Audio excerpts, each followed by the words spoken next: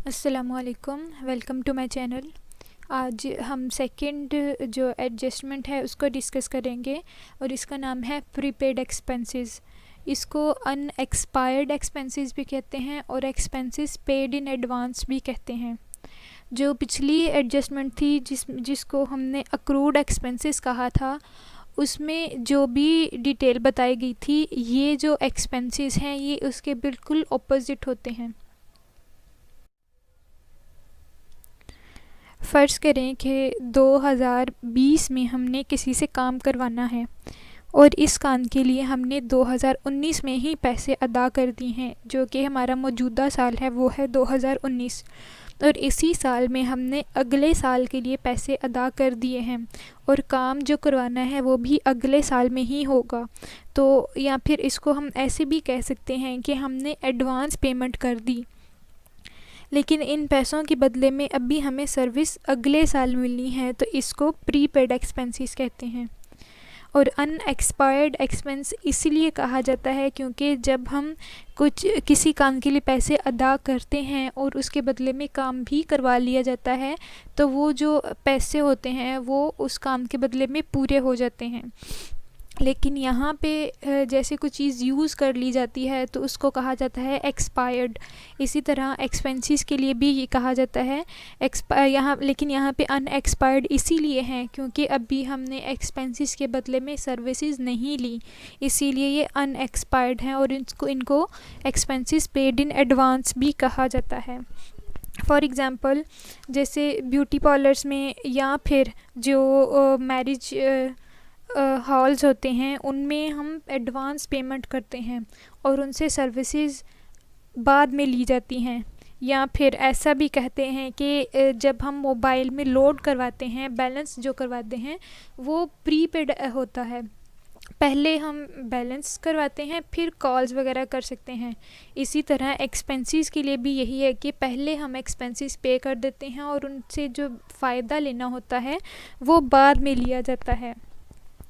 अब ये तो जनरल इसका मतलब था, लेकिन अकाउंटिंग में जो डिटेल है उसके लिए एक एग्ज़ाम्पल है कि फ़र्ज़ करें कि हमने कोई बिल्डिंग या जो कोई गोडाउन जो था वो रेंट पे हमने लिया और जो उसका मंथली रेंट जो डिसाइड किया गया वो था 1000 पर मंथ। एक महीने का जो किराया बनता है वो 1000 था। अब हम पूरे साल का जो किराया अदा करेंगे वो बनता है 12000, लेकिन हमने अदा किया 15000। इसका मतलब है कि जो एक साल का 12000 बनता है और हमने 3000 ज़्यादा अदा कर दिया। अब ये जो ज़्यादा अदा किया है इसका फ़ायदा तो हमें अगले साल होगा, क्योंकि एक साल में तो 12 महीने होते हैं और 12 महीने का किराया 12000 बना। तो जो एक्स्ट्रा हमने अदा किया इसको हम अगले साल यूज़ करेंगे, तो इसका मतलब है कि ये एक्सपेंसेस हमने एडवांस में पे कर दिए। अब साल के एंड पर जब हम फाइनेंशियल स्टेटमेंट बनाएंगे तो इसमें जो हम 12000 का ख़र्चा जो हमने किया उसके बदले हमने जो गोदाम था वो यूज़ भी कर लिया, तो जो हमारा मौजूदा एक्सपेंस बनेगा वो बनेगा 12000। लेकिन क्योंकि हमने 15000 अदा किया है तो वो जो बाकी रहेगा वो अगले साल का बन जाएगा और ये पेड इन एडवांस होगा। अब ये जो 3000 जो हमने एक्स्ट्रा अदा किया ये हमारे लिए एसेट बन जाएगा, क्योंकि इससे फ़ायदा भी हमें मिलना है और ये अगले साल मिलना है। तो अगले साल के लिए जो भी हम इन्वेस्टमेंट करते हैं वो हमारा एसेट होता है। अब प्रीपेड एक्सपेंसेस की 2 एंट्रीज़ होती हैं, एक सिंपल एंट्री और एक एडजस्टिंग एंट्री। जो सिंपल एंट्री होती है वो जितना एक्सपेंस हम अदा कर देते हैं, वो चाहे अगले साल का भी हो या और करंट ईयर का भी हो, वो टोटल जितना एक्सपेंस हम अदा करते हैं उसकी एंट्री करते हैं। और हमने कहा था कि हमने 15000 अदा किया तो रेंट अकाउंट को डेबिट कर देते हैं और कैश में क्योंकि अदा किया है इसलिए हम कैश को 15000 से ही क्रेडिट कर देंगे। और जो एडजस्टिंग एंट्री होती है वो है प्रीपेड रेंट अकाउंट, और रेंट अकाउंट को हम क्रेडिट भी कर देंगे। अब यहाँ पे हमने प्रीपेड अकाउंट को डेबिट इसलिए किया है क्योंकि हमने कहा था कि इसके बदले में अभी सर्विसेज हमें मिलनी है। और जो सर्विसेज अभी हमें मिलनी है तो ये हमारा एसेट है, इसलिए इसको डेबिट किया है, और एसेट की नेचर भी डेबिट होती है।